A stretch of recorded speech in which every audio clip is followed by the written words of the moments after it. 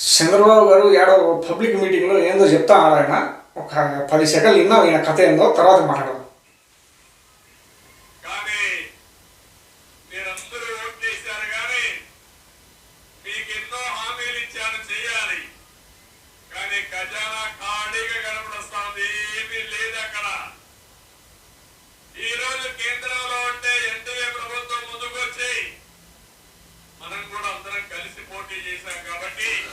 కాదు చంద్రబాబు, ఖజానా ఖాళీగా ఉందని, మొత్తానికి ఖజానా ఖాళీగా ఉందని చెప్పి తప్పించుకోవాలనుకుంటున్నాం. ముందు కడుపుకు మటన్ బిర్యానీ తినావా, లేదంటే ఓన్లీ మసాలా కలుపుకొని అన్నం తినావా?